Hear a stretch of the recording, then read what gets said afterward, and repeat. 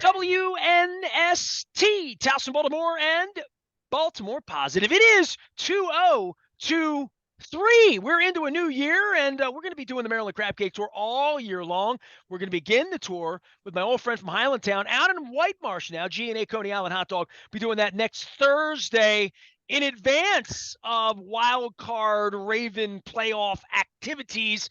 This guy has had the busiest holiday of anybody. It's left me breathless. I have friends in Budapest. I have friends in Turkey. I have friends in Italy. I have friends all over the place. But I only really had one friend that went down to Atlanta into the dog pound, the new dog pound down in Atlanta for the Ohio State game with Georgia. And I did sit and watch it with my wife, and it got me all hungry for Chick-fil-A Saturday night at 10 p.m., and there's no Chick-fil-A on Sundays. Leonard Raskin joins us now of Raskin Global. He handles money in the American dream and lives a life good enough that his boy goes to Ohio State and is brokenhearted. I mean, you saw a classic, bro. I don't know what to say. You saw two classics. You went to the football game here Sunday night, too. Absolutely. It was a wild weekend for the Raskin family, a Friday flight in the afternoon to the ATL. Had a lovely Friday evening with some friends, as you said, friends all over, friends in Atlanta. Went to a great steakhouse and gnawed some meat, which is always good. You go to Buckhead? Where'd you go, man? Tell me something good. No, right in Atlanta, just right in the heart of the city. My wife and I went to a jazz bar there 3 years ago at the Super Bowl, 4 years, whenever it was, 4 years ago, whenever that Super Bowl was. Yep. We had a delicious, Southern soul food. Yeah. We did a Waffle House, a downtown Waffle House that's in another structure, which I had never done in my life. I'd never been in a Waffle House that was not just a Waffle House. So I like Atlanta. I haven't been down there since the Super Bowl, and I had some thoughts to go. But when you go down there for a college football game, and I know this because the Ravens played the Falcons that year of the Super Bowl, that the Super Bowl was there. Yep. And I was there the night of the SEC championship. So the SEC championship was Saturday night. Sunday, the Ravens played the Falcons. And I know how crazy the city can be. It was nuts. It was a grand time. It was great. Like I said, great dinner Friday night. Saturday was the Peach Bowl parade. Our hotel, we were at. I never heard of such a thing. So what is a Peach Bowl parade? There's a parade before most of the big bowl games. So they have floats, they have high school bands from all over the country, and it wraps with the two bands, the marching bands from the Ohio State and Georgia. Do you remember when the Peach Bowl used to be like what the Terps would get when they finished fifth in the ACC? Right. Hey, not anymore.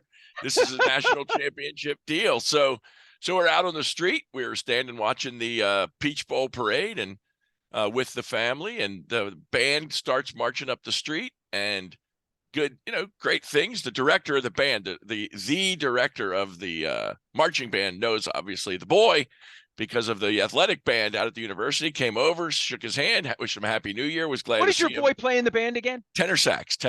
All right, good. So he's got a future in a great 80s cover band when it's all over. Or some great jazz. Good. Okay, So we watched the bands march by, and I was kind of interested to hear the Georgia fight song. Didn't realize that the whole town barks, but that's the way it goes. They do that at kickoff too. Yeah, I get it. We were there. So then Saturday night to the game.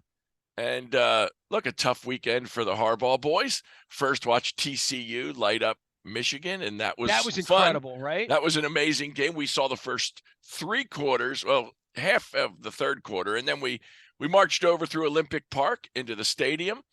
And all Bulldogs fans, or did Ohio State make a little Ohio State traveled very well, at least my a third. My wife and I are watching the game, and everybody's wearing red, and we're like, it was all red. It's all red, so you right. couldn't tell. But Ohio State was at least a third of the crowd. And vocal and carrying on, and the OH going around the bowl. It was beautiful. And up on the big ring, inside the Mercedes-Benz Stadium. So first of all, you had to get into the place, which was a horror. What a horrible place to get into, between the security and the tickets. Just dreadful. Took over a half hour to get into the stadium. Crazy. They opened the doors for an 8:00 game at 6:30. What the heck is that about? Anyway, enough said. So they're not selling enough beer inside. I guess, that's right. That's right. And then they have this ring that is above the playing field, and it's a TV, giant TV. So they've got the Michigan TCU game. You hadn't been there to the Never stadium? been there. Never Oh, been there. okay. All right. Cool. Cool. So they Cool. got the Okay. Michigan TCU game It's an up on the amazing board. stadium, right? I mean, Beautiful, beautiful. you've been to Great place. Dallas, though, right? Yes, You've yes, been to Vegas. yes. Have Not you yet. been Not to the new Vegas. Not the new Have you been to Vegas. Minnesota yet? No, no. I Okay, haven't I mean seen these these new. are the newer ones, and Yeah, they're all yeah. yeah. So the ATL was beautiful. They had the game up on the TV, so we got to watch Team Up North lose to TCU, which was fantastic. God, everybody in Ohio State loves that, right? Watching Absolutely, Harbaugh lose, absolutely. right? Nothing. Watching Only Michigan thing lose. better than watching them lose is Ohio State win. But the only thing next to the Ohio State win is that Team Up North losing. So they lost, and then the place was crazy. The band was out. They dotted the I. Everything was fantastic. They kick off, and what a game! Man, was that a great game! And it was everything you'd want. C.J. Stroud, the kid, put on a show. He was striking every pass until they knocked out Marvin Harrison, and he was just on fire.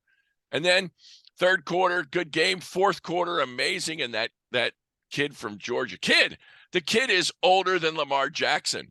Stetson Bennett. What's he, like a 10-year starter at Georgia? So my wife and I don't watch a lot of college football since the plague, right? Right. So we flew in. Right, we flew in. It's Saturday night. We haven't been together in a month. We're got the cats all cuddled up, watching some football and digging it and whatever.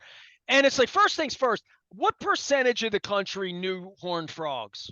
You know what I mean? Yeah, very little. Very few people know horned frogs, and less people even knew what TCU stands for. So we actually commented on all the red, and we commented on the stadium in Atlanta, and but then the quarterback's name comes up, and his name is Stetson. And Stetson Bennett. She's like, Stetson Bennett? What kind of name is Stetson Bennett? You know, I mean, and I said, well, he was playing last year too, as I remember, right? But he is like 28 or something, right? He's 25. He's a sixth year. I guess he's a grad student. I don't know. You could redshirt, and then with a COVID year, you get an extra year, and so he's still playing. And man, men amongst boys. He was a man amongst boys. Well, he'll be playing again next Monday night. And he'll be playing on Sunday somewhere, probably. Although he could be that Tebow kid that had a great college career but doesn't translate. I don't know. But he's got an eye for the game. He knows what's going on. He's really strong. And everybody there that was around us, Ohio State fans all around us, nobody was confident that win was in the bag ever. And sure enough, Kirby Smart. I don't know what was going on, but so we're in the stands. You'll appreciate this. We're in the stands. My wife can verify this statement. 4th and 1.5, fourth quarter, put the game away. They're ready. They got a punt. We're on our own 28-yard line. And I said, this would be a great time for a fake. They snap it to the up back. He gets 4 yards. And the refs blow the whistle that Kirby got a timeout before the snap. Devastating. They punt. Georgia gets the ball on the 10, throws a 90-yard bomb. The cornerback falls down, and they're down by 5. You'll never forget the game, though. I mean, your kid being a student there. He's screaming his head off. We had a ball. I ask you this all the time because, I mean, I did ask you 2 weeks ago about your boy going to Ohio State and the band and his history back, like all of that. You want to go to college to get an education. He's not going to make it in the NFL, your son, right? So he's not going to get Lamar's contract, right? And he's not going to make it at the Ravens band for $1,000 a season. Fair enough, right? But the notion that you would, as forget the Thornton Mellon and the back-to-school references and all that and what you invested. But these are the extracurricular things that you can't get, no offense, at Towson or Loyola or at a place where this sort of thing doesn't happen. And you could be at Maryland. You could be at Maryland, go to the mayonnaise bowl, watch your coach get dumped with 5 gallons of mayonnaise. I like Loxley a lot, man. Nothing dumber than that. Nothing dumber. I don't get it. They try to make these institutions all serious, and then that was the outcome. And I'm like, Duke's Mayo Bowl. Hey, they won. At least they won. Upper Deck's empty. Ridiculous. Ridiculous. Like what you went to. It was amazing. Tickets. You said you sat with Ohio State. I was wondering about this. You get your tickets through the university, and your kid going there. I tried, but they oversold their allotment, so I had to get them the old-fashioned way through the Ticketmaster StubHub route, which I did. And I will tell you, the Ohio State fans traveled really well. Like I said, at least a third in the building Saturday night, at least. But And it looks like the tickets are structured with the universities where like you're in the section. We always say we're in the state no, section is what they no, say in the near. South. So the bands were in opposite corners, and the two sections next to the band were tickets for family and player families and all that. And they, like I said, they're in the corner of the end zone. We were on the 40. So, Right. but Okay. we were a lot of Ohio State people clearly bought tickets because it was pretty packed. It It was a was Georgia home really game. strong. I It mean, was a obviously, Georgia right? home game. The good thing was I got to give them credit. The stadium did not play it as that. The stadium played both teams. Both fight songs were out there. Both the locomotive horn went off when both teams scored. The ring lit up. Everything was as equal as could be from the stadium officially. The Right. Well, that's the way crowd, the bowl games and the Super right, Bowl's that right. way. That's what I'm Neutral saying. site. But the Neutral site. Right. crowd was clearly overwhelming Georgia home game and loud and crazy. The thing is, both offenses had it tough, man. It was loud for both offenses. There was no quiet when Georgia had the ball. There wasn't the drop of quiet when Ohio State had the ball. It was intense. It was crazy. It was great. And that poor kid Ruggles, I don't get sometimes play calling. I'm not a coach, so let's face it, I don't know what they're doing. But CJ Stroud gets him down to the 30-ish, first down, 2 timeouts. Then they throw the ball twice and run it once and have to kick the field goal from 50 instead of what had been working, which was throwing to the tight ends, they couldn't cover the corners of Georgia, just couldn't cover the wideouts, and they didn't make any good plays on that last series. They left the kid out there 50-yard line. I'm looking at my phone because that's where I have my clock. I don't wear a watch. And sure enough, I imagine they showed it on TV. I'm not sure, but they lined up for that field goal, kicked the 50-yarder wide left. It reminded me of an old Miami, Florida State game back in the day, and kicked it wide left, and that ball literally hit the ground at midnight. 2023. I watched I mean, that was the amazing part. Leonard Raskin is here. Leonard was down in Atlanta for the Peach Bowl and all the proceedings with his boy goes to Ohio State. You can, of course, find Leonard at RaskinGlobal.com into the new year. And we'll get to tax strategies and New Year and money and the American dream. But right now, I mean, were you headed to Vegas? Had they won? It was SoFi. My bad. That's Look, so I probably jinxed them because third quarter I got Ticketmaster and StubHub up looking for tickets. I got the airlines up on the phone for airfare. So we were set. If they won this game, we were going to Cali. When Ohio State scored the first couple touchdowns and were up big early, I was going to text you, and I thought he's at the game. He didn't need to be looking at the phone, dealing with me. I'm all over. I didn't want to mess with that. I got people texting me from all over the place. That's what I figured. You got enough. I got a guy I work with who's a FedEx pilot. He's texting me from Dubai. So middle of the night from Dubai. He's an Ohio State crazy fan. He's texting me from Dubai. Dude, long game ahead. Don't get ahead of ourselves. And people from Texas. I was getting lit up from upstairs. Friends that were in the upper stands. So full disclosure, I've had my buddy Bernard Bikini on from Cleveland. He was my producer 20 years ago at Nasty Nationwide. Yeah. We've been friends forever. The Ravens play the Steelers twice a year. Now, he is off the NFL. He's pissed at the Browns. He's pissed at football. He's a disgruntled former guy like me dealing with these players and sort of had enough, right? He's out in Cleveland with his dog and his wife living his good life, and he watches the Browns. He didn't live and die. But he lived and died sports the first 45 years of his life, right? Yep. And every game when the Browns would play, no matter whether the Ravens would win or the Browns would win, he would wind up texting me. I'm like, dude, I'm in the locker room. Leave me alone. So, a lot of folks don't bother me on game day. Yeah. So I am cognizant that when you're in the stadium, you're taking pictures, you're worrying about defensive subs, your kid's having a good time, somebody's spilling a beer on you. I just didn't want to be that guy texting you because I've been the guy on the other end of that. The game, and I'll tell you, man. Don't text me during the game. I love you. You're my sponsor. You're my friend. You handle my money. We're busy. Don't bother me during the game. People know. Well, they don't. I don't get texts during the games ever. As well as Ohio State played, and when that kick dropped south, dropped west, I guess, left. It was amazing to me as we left the stadium. And it's a new year. It's a new year. It didn't even matter. I'm telling you, man, that place held about 75. There were about 25 to 30,000 silent zombies walking the streets of Atlanta. You could have heard a pin drop in that city after the game, except an occasional Georgia fan who was out on the street who either didn't go to the game or for some reason didn't stick around for the trophy presentation.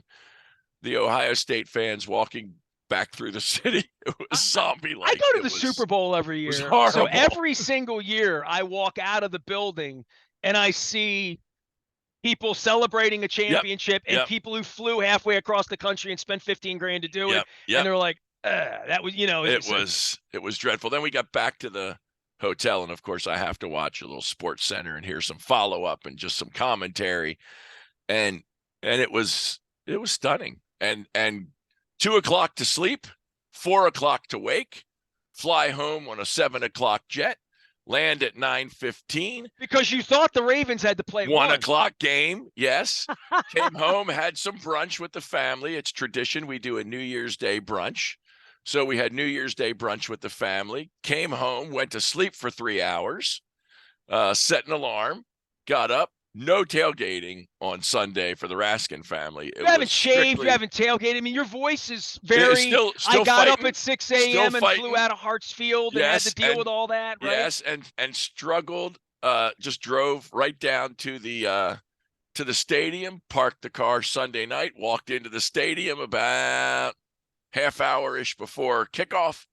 I did enjoy. I had not been to a night game at M&T since they did the whole new with the lights show. Right, the hockey effect is what I call it. Yeah, and they give you these little bracelets that are, I guess, they're lights on the bracelet. They're programmed to the tunes that they play in the stadium with the lights off. Beautiful, beautiful party. Beautiful party. But I'll tell you, Sunday night, this time, for some reason, I don't know if it was Lamar not being there. I don't know what it was. The atmosphere, the intensity, the crowd, it just didn't feel Ravens Steelers. Really? It was.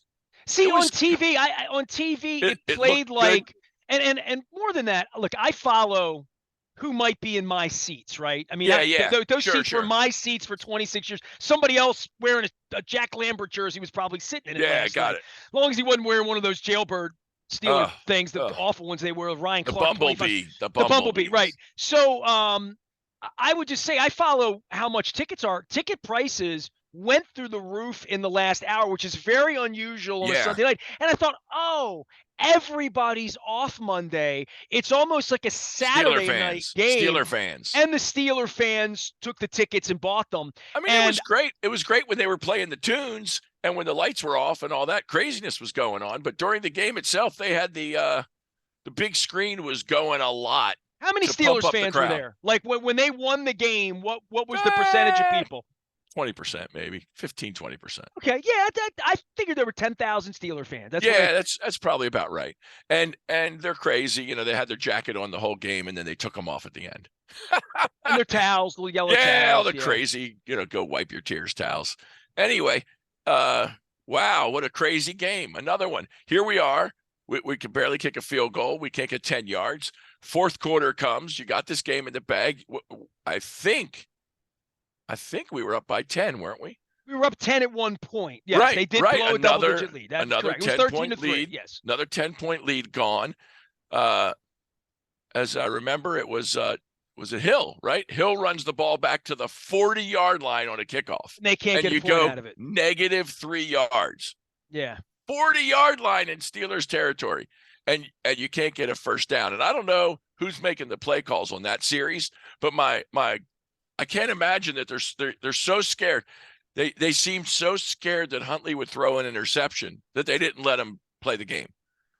I don't understand. Again, not a coach. We can talk same thing with Ohio State. I'm not a coach, but I don't understand not throwing that ball out of a 10-man front. Well, Pittsburgh the had defense has to Minka. finish the game there too. Pittsburgh, well, yeah, but Pittsburgh had Minka Fitzpatrick back in the middle and 10 guys at the line, and we ran up the middle.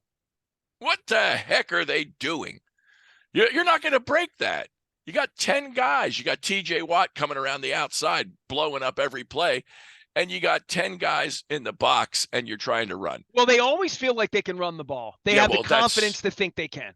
That's great. Pittsburgh had 3 timeouts, and they thought we couldn't, and they were right. Leonard, they're just not a very good football team right now. You're right. You're right. We had first down twice. With this kid as their quarterback, the backup quarterback, I said to Luke that they would be a 3-14 team if they had a regular schedule. Yeah. I mean, I don't know how many teams they would beat as comprised, especially without Calais Campbell, without Marcus Peters on the back end, Brandon Stevens running around back there. He got injured. You're missing people. It was tough. And so it just looked bad. First down on your own 40, first down on their 40, and you punt twice. And 2 series that you lose the game on. And then, well, the last series, let's face it, the last series, they gave up what? A 30-yard pass, a 25-yard pass, and a 10-yard pass, and over. How in the heck do you give up 80 yards, 90 yards? I mean, the kid punted it down to the 10. Well, you don't get pressure on the quarterback, too. That's another part of he had all day. Yeah. He had all day. They sacked him once, I think. He had all day back there, and it was just You know what ugly. I liked about the quarterback? I don't know anything about Kenny Pickett. I was up in Latrobe with the Steelers back in August at their training camp, and those guys were all throwing it around. And at that point, it was Mitch Trubisky who was out there. And I didn't talk to any We could only hope it was Trubisky. I was on the field, and they were all just doing their thing, and I was just on the sidelines, and I didn't even have a scorecard. I didn't even know who number 29 was or whatever. I wasn't working in that way up there. I was on the crab cake tour, you know? Right. But the Pickett guy, I don't know anything about him. I've never heard his voice. I've never heard him speak. But after the game, Melissa Stark of Baltimore, by the way, had Najee Harris and had Pickett on. Pickett, the minute he starts talking, he talks like Joe Flacco. He's from New Jersey. He has Flacco's cadence, Flacco's inflection. It's wild to sit there and see Ryan Pickett speak with Joe Flacco's voice. Yeah, I thought, oh wow, that's weird, you know. But they are a different version of the Steelers than we've seen before. Yep. And I don't know if they're going to make the playoffs next week or not. And I'm not even worried about that.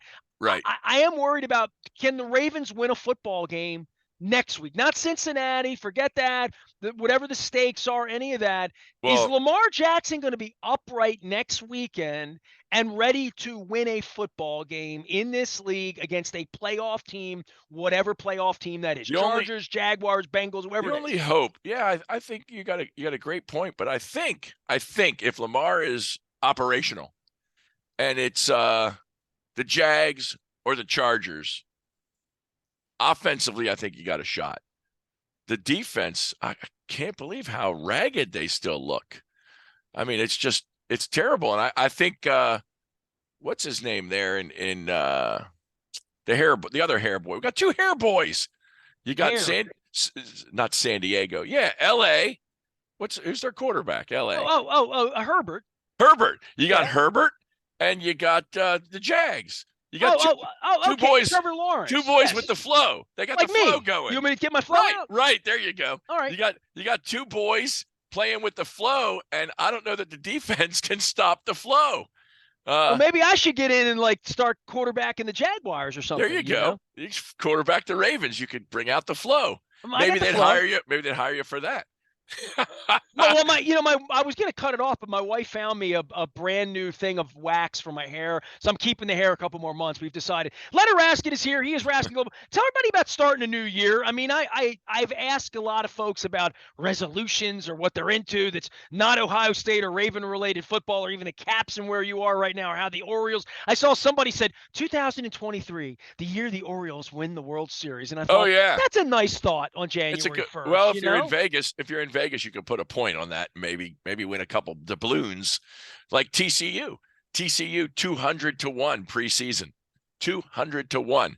They could pull it out. They could pull it out. As Tug McGraw once said, you got to believe. You got to That's it. believe, right? So you're saying we got a chance? Well, the Ravens have a chance for They sure 2 do. weeks from now. They Absolutely. do. Look, they're in the tournament already.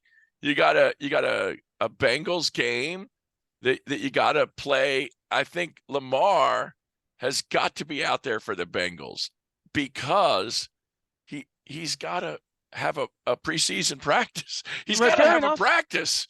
I don't think you walk into the playoffs and play well against anybody. You got to have at least another game before the playoffs. So playoffs. So well, you're mentioning the Jaguars, the Chargers, the Bengals. All I mean, my God, it could be Kansas City or Buffalo at this point. Then right? it's over.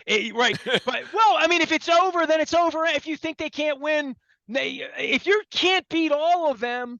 I think they can. I don't win a say game. what's the point of going and playing. No, but you I'm got to saying play. the Look, level of confidence that. Well, I mean, Mahomes could get sick that week. I mean, who knows? That's right. That's right.